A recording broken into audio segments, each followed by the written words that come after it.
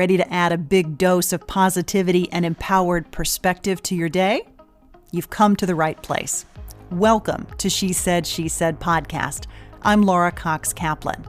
Here, we tackle everything from imposter syndrome and confidence building to the best advice on how to lead yourself through life pivots, including the ones that knock you flat.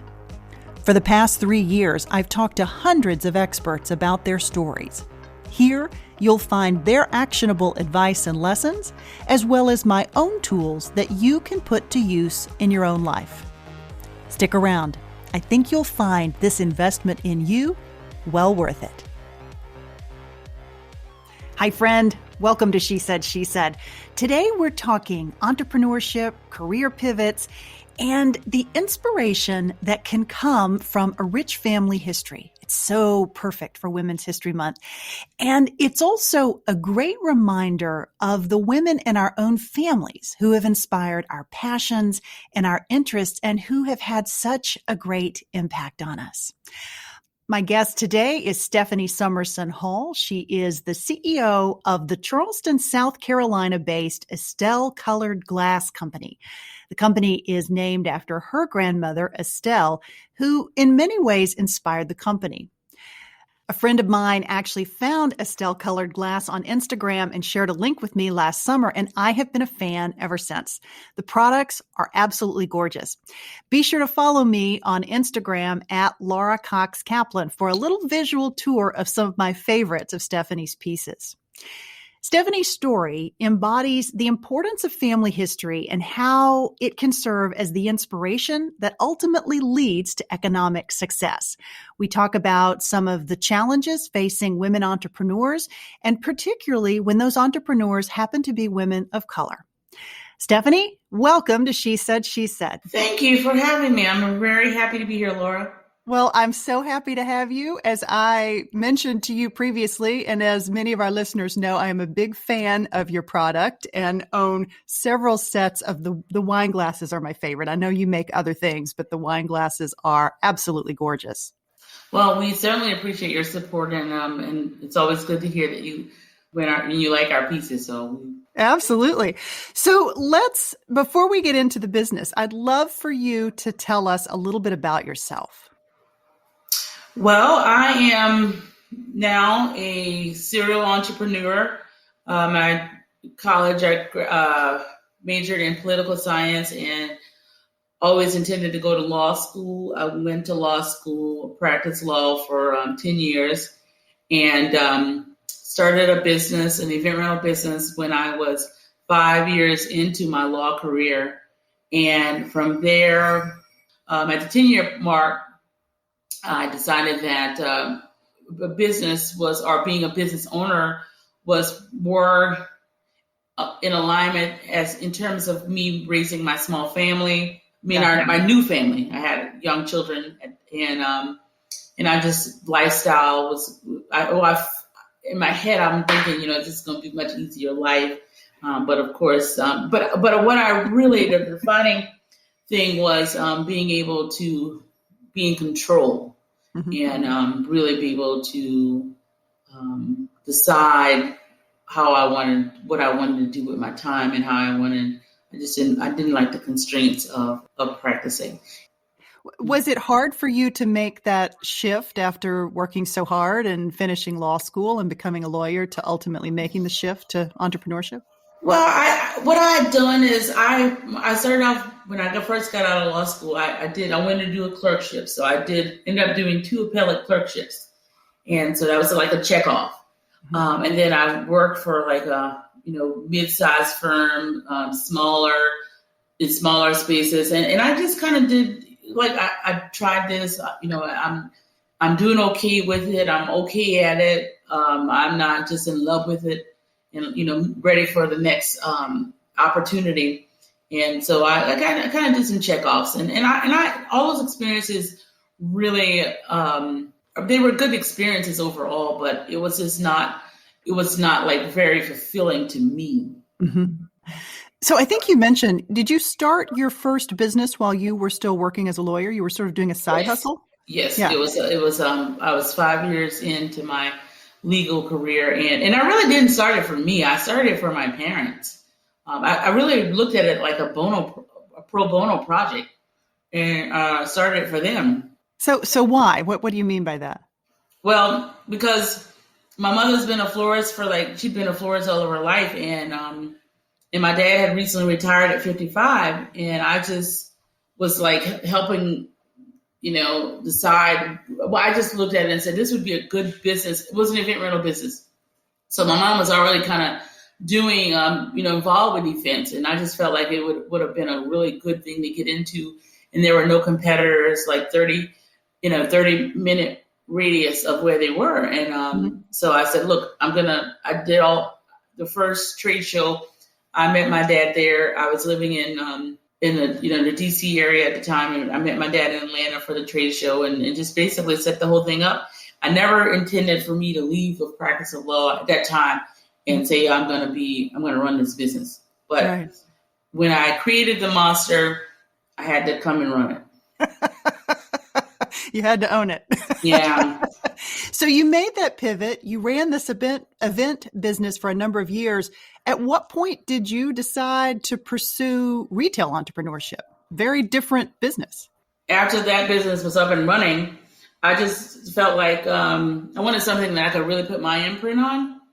And it just opportunity just presented it. I just started looking for something that I could put my print on, something that was all mine, not just working in the business, but working on the business, and really saw a lot of growth. And so that business was stabilizing, doing well. And I just, like I said, I wanted something I could put my hand on. And the nature of an event rental business is a lot of times because it used to be seasonal. It's not so seasonal anymore, but you'd always have another business that could utilize the infrastructure that was there to make up for the slower months. And so I was always on the prowl for what else could be complementary to the event rental business. So I had this notion that if I could sell a product, I happened on this one because we had a house built and I wanted some colored glass pieces in my home, a new home, as forever collection kind of deal. And I couldn't find them. And it was just like a light bulb that went off, this is a dying art. And, everything's on the secondary market. And I just envisioned in my head, wouldn't it be beautiful if there was a brand that had all these different colors and pieces that you could build a collection from, or you could send as a beautiful gift, pieces that really had a personality and just a touch of color. Because I like we used to start with a white room and build on with color and switch out my throw pillows with color. I have more neutral. It's just you want that pop of color. So that's just kind of my mentality. And so I was like, gosh, wouldn't it be wonderful if there was a place that had everything in one spot? And when I didn't find it, it was like the light bulb went off. This might be a viable business that you could put together. So I just started researching. So the original impetus or the original pieces that kind of inspired you, tell me about the connection to your grandmother. Well, my grandmother lived only one street over from me. She did day trip shopping, all day kind of deal. Yeah. So these were such memorable occasions. And she was really she was always eclectic kind of shopper, looking for nice, beautiful things. She had 2 china cabinets, particularly the heart of her home was the kitchen and, the dining room. And so I had all these memories of going shopping with her, as from being a child up through college. And it was so imprinted in just who I am. I remember when I was in law school and I would go on Saturdays, I'd be going to estate sales and yard sales and antiquing. I loved antiquing. If I had a minute, I'd go run into an antique store everywhere I go, because that was just something my grandmother loved. And it kind of rubbed off on me. And I love it too. I mean, and I just spent so many wonderful days on these day trips where it was leisure and it was such quality time. So I had all these fond memories. And that's where I really was introduced to pretty pieces, treasure hunting, colored glass. And so that's what's always ingrained in me. You have a collection, you build a collection for your home of really nice, unique pieces that you can, built in with the staple pieces.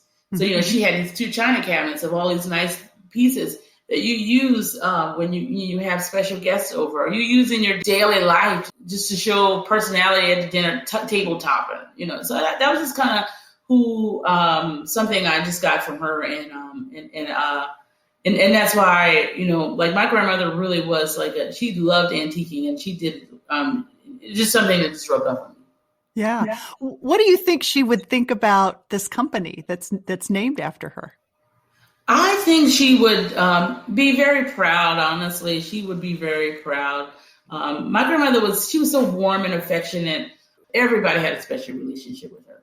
I happened to spend a lot of time with her because, again, I live one street over. Yeah, that whole connection to your history too, and to somebody who meant so much to you and who inspired you in a way that, if she were here listening to this conversation, she'd probably be just amazed by how those childhood experiences, those shopping trips with you really inspired this business. That's beautiful. I mean, absolutely. And again, it's the whole notion of curating a collection of beautiful pieces, and that's just like these colored glass is just one small piece of the puzzle, or a piece of the collection that people can have in their homes. Mm-hmm. You want something that is just going to really stand out. And when you think of it like in the gift world, if I was to come to your home now and you show me your glassware, if you had, like if somebody had gifted you some blush pink coupes, they're going to be very special to you. So that's right. That's what I'm trying to, like it's the specialness, the uniqueness, that whole notion that everything's not bland. You just got, it's memories there, and like even if you pass some of these colors down to family members, they're going to remember, but every time they use them, they're going to remember the family dinners. They're going to, so that, when I use my unique pieces, and some of, like when she passed away, all of her granddaughters got an opportunity to choose pieces from her china cabinets, and so those pieces are unique. Those are very special. That's really what I'm trying to do here. Yeah. And it's embedded in the fabric and the culture of your company, which is a beautiful, beautiful thing. And because it's Women's History Month, it's nice to illustrate those connections to our personal histories, as well as, we're celebrating all of these, amazing women leaders, but leadership comes in all these different packages, and we can inspire others in ways that we don't even realize it sometimes. So it's a beautiful thing. It's so amazing. I get to talk about my grandmother. I mean, just, it's kind of like, when you talk about me leaving the practice of law and being an entrepreneur, and now like my most successful venture to date is this, of course. And so the notion that it's come full circle. Yeah. So my family was always, that was the reason I left the practice of law, because my family was like going to be the most important thing in my life.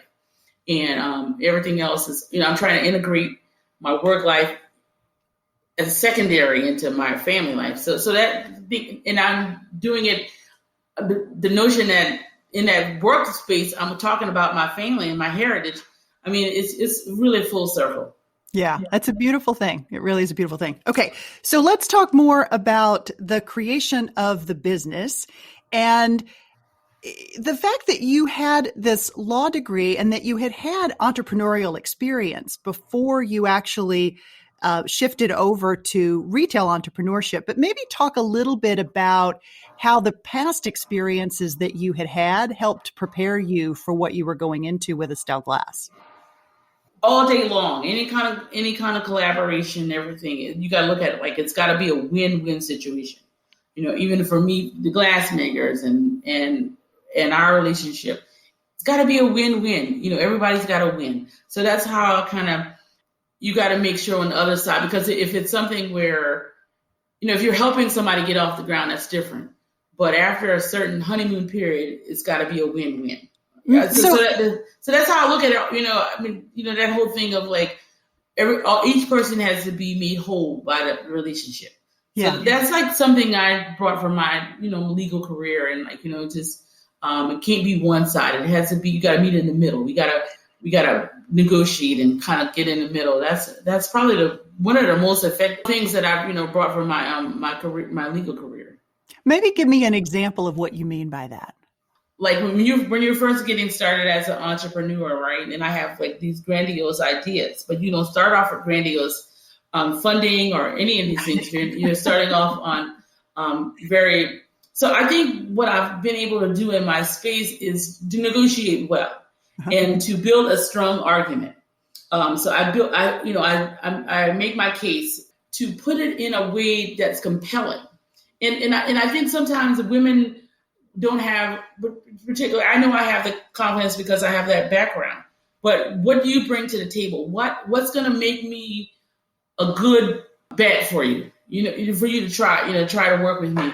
And I think that's what I do well. And that's what I brought from my legal career, my training, you have to build a good case when you're first starting off. You got to put it out there and you got to, tell your future plans, but of course, just build a case for why you think, like, for instance, like a lot of times when I was negotiating with like my boxing company and, now we're getting, thousands of them meet at the same time. But at first, even my glassmakers, they have minimals. And I'm like, I'm not going to do minimals because I can't do minimums.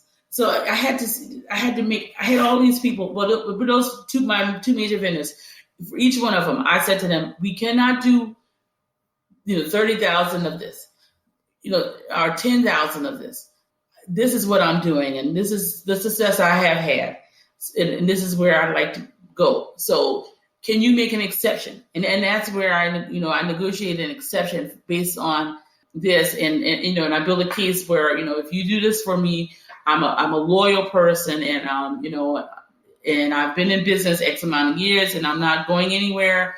I honor my relationships. Here are some folks who can vouch for me. Instead of just getting a no and say, no, we don't do that. You have to place an order for 1,000, or you have to place an order for 10,000. Go back to the table and say, well, I can't place 1,000 for 10,000 today, but in 6 months or in 12 months, that's going to be my order. That is those other numbers that I'm going to be placing. And here's my argument why I think that. And if you get a no on the first level, you got to be able to go to the second level. But I think sometimes as business owners and as women, we get a no, and you might have a really good idea, but you didn't push it. Right. And you didn't say, well, you didn't like really knock on every door. Even when nobody answers, you climb through the window. Yeah. And not let the deal fall dead. Because quite frankly, a lot of people are sitting on really great ideas and they don't know where to get started. Just get started. I remember with the boxes, we introduced our brand in October of 2019. And of course, we negotiated very small quantities of boxes. I think the first amount of boxes I ordered were like 500. And it was just was so many ways. I just said, look, just send me, X by this. I know you can't get them all done by this time, but can you send me 25 of them? Can you send me 50 of them? It just really, if you're really excited and show a lot of enthusiasm about what you're doing and you believe in yourself and you just won't accept a no for an answer. Yeah. I want to pivot a bit and talk about the pandemic. So many small businesses, well, both small and large, everyone's been hit in one way or another. Maybe talk about your own experience with the pandemic and running this business and some of the challenges that you faced. Yeah. Okay. Well, when the pandemic hit, of course, in our state of South Carolina, the governor, said everybody close your business down. So at that time, our rental business was like still like a little side hustle I had with the glasses. We placed pretty considerable small orders going into the holidays for 2019. We just started in October, so we still had product on the shelf when we closed. And so, we were at home and we were, I was posting on Instagram and then we just saw an uptake. I guess people were they hadn't seen us before, and some of the influencers had not seen us before. And so we had an uptake in orders, and we were able to come in and ship product. So we saw an uptake from the very beginning. And then some, world events happened, like with the Black Lives Matter movement. And what Instagram in particular did was the folks on Instagram community said, well, what we're going to do is we're going to support. They did a whole week of supporting Black businesses. And I mean, it was just chaos for me. I was on 4 interviews. I mean, everybody was supporting. I mean, like all the major publications. I got a call from Martha Stewart's longtime editor, Darcy Miller. I was on 4 interviews a day. People wanted to hear my story. It was like, okay, out of nowhere. I mean, it was. And this was a big shift, right? Because the company was still really. Yeah, exactly. Yeah, I went into the pandemic with 20,000 followers on Instagram. When the Black Lives Movement, through that movement, we were around about 50 something thousand. So that was a big lift. Right. A big lift. And so like a lot of the influencers that we'd reach out to beforehand and told them about our products, they were DMing us, and they went back in their DMs and saw that we had DM'd them first.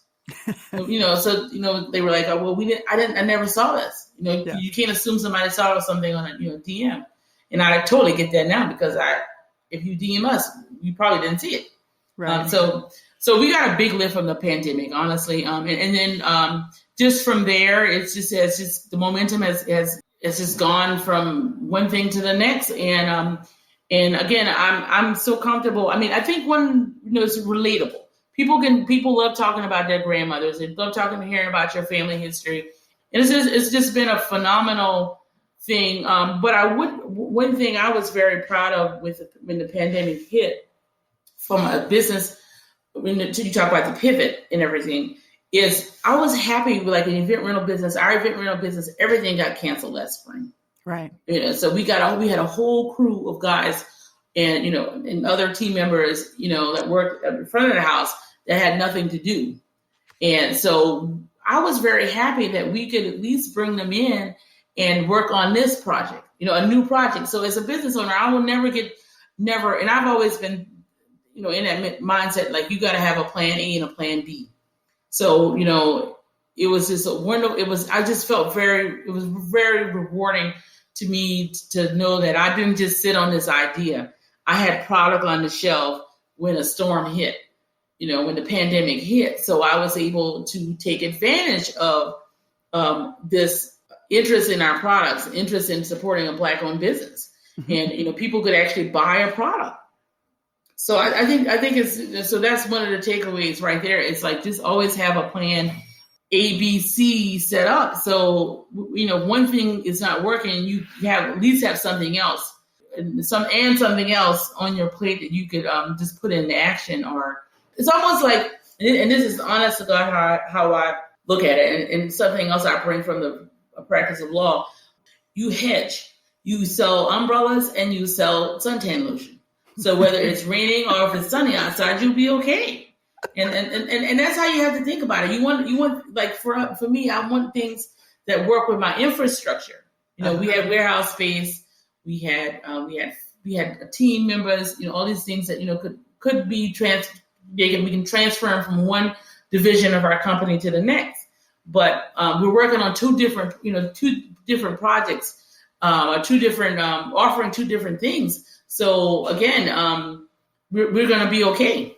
So in your case, the hedge is what? Is that's a different product line, or how do you think about it in your existing business? Well, we're offering a service and we're offering a project. A product. We're doing something that's here with our regional event rentals. We do weddings, corporate events, which are not happening now, but weddings are picking back up. But so that was like our core business, initially. And of course now this brand has really grown so quickly until this is our main focus now. And we've actually curtailed what we do with we're eliminating some of our event rental offerings because we got to focus on this and some of the things that we did that were less profitable and or didn't get as much traction. So you're always going back and and if it's not working, just stop with it and go with something different. And I will tell you this. I actually started this whole Estelle thing really was born out of a store I had online. So I started off, I was going to sell like 100 products of artists and made goods and all these brands that I love. So I had, and then I said, you know what I'm going to do is I'm just going to focus on, the colored glass. Now that I have a glass makers, and I can get to 100 products with glass because I do all different colors and different styles. Not that I want to go to 100 products, but you understand what I'm saying? I can build it out. Yeah. My advice is start, just whatever your ideas are, start, and then evaluate whether it's working or not. And then by that time, you probably have another idea. So, just try it in small doses and don't be afraid to say, well, this is not working. I'm just going to close that out and have put that on the shelf, and move on to the next thing. Because when you're on this entrepreneur path, this is the only reason why I'm having the success today is because I didn't quit. And I stuck it out till I found something that the market wanted and that was gonna on a large scale.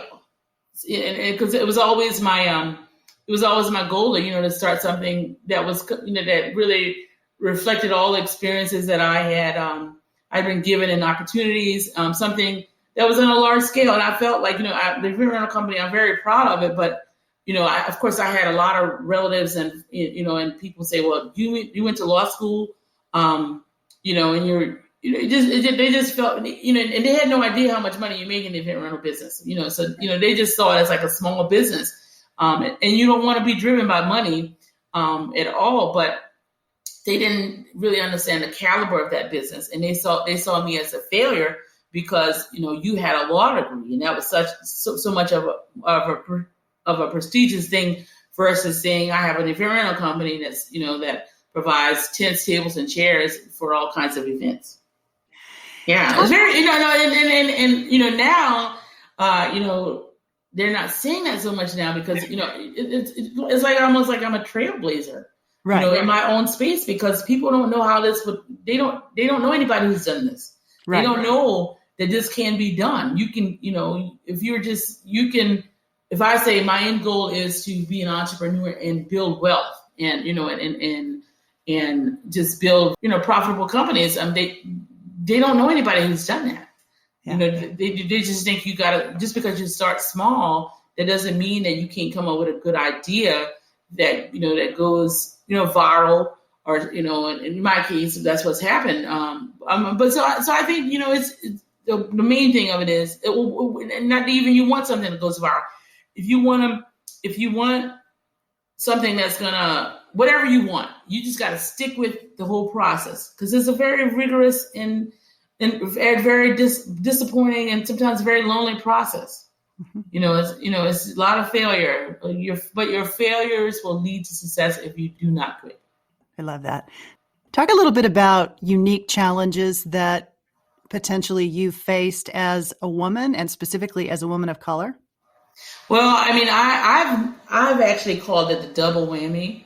And usually what's happened, Laura, two different things have happened is either you get dismissed altogether and not taken very seriously, or the second thing that could happen is that you get discounted.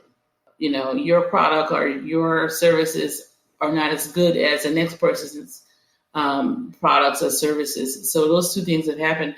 And from my perspective, even like in my local, the Charleston creative community, if I was to be very honest, I don't think that I would have been, I've been well received now, but in the past, you get kind of pushed in the corner, like you're not gonna be invited to be a part of what people feel is like the group.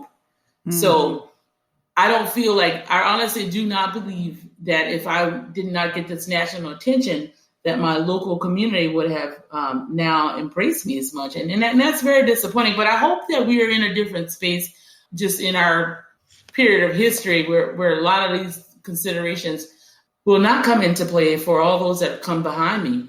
And because, I mean, it's very daunting, to be in that space where you're, like I said, you're either dismissed altogether or discounted.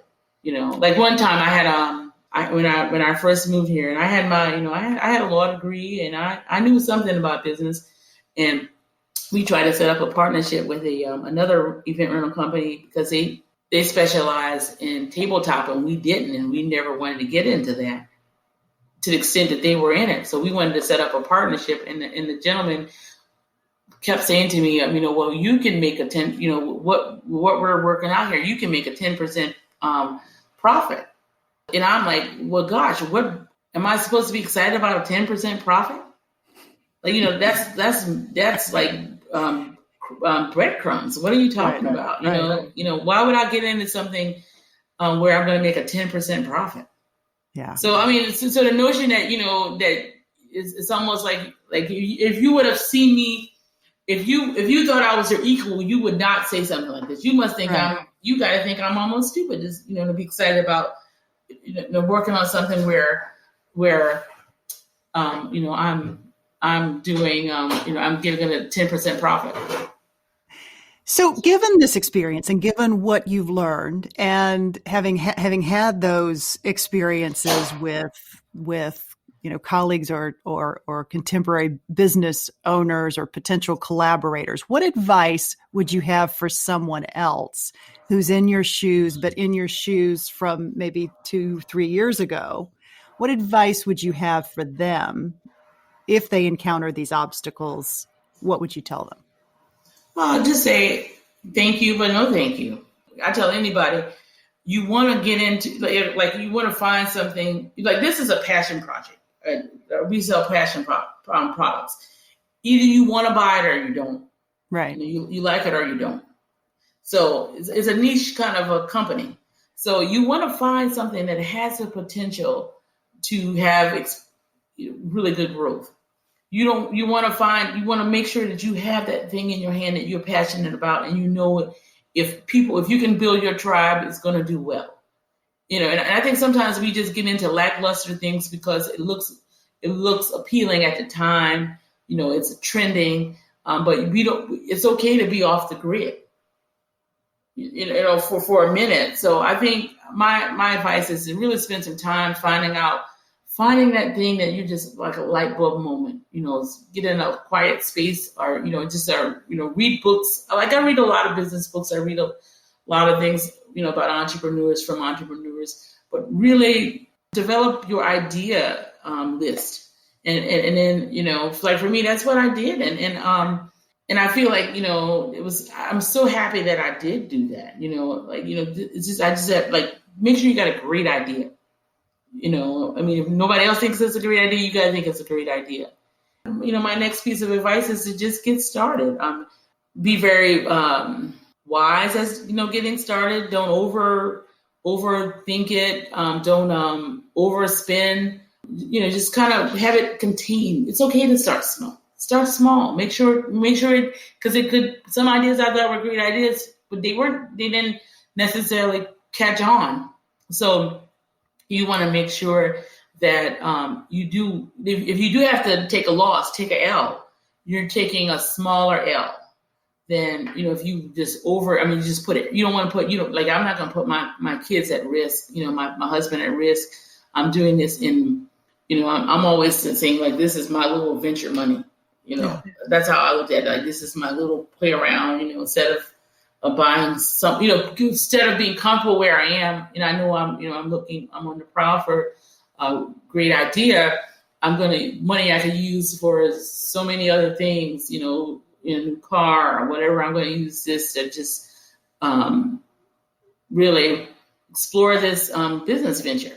So, I mean, I think that's a way to look at it. And then you got to be the first person to say, well, I'm going to you can't have it all. You can't have all of your wish lists and want to explore business. You got to be able to say, well, I'm going to sacrifice my wish list for now to explore potential business opportunities. And I can always go back to my wish list once I've built the business.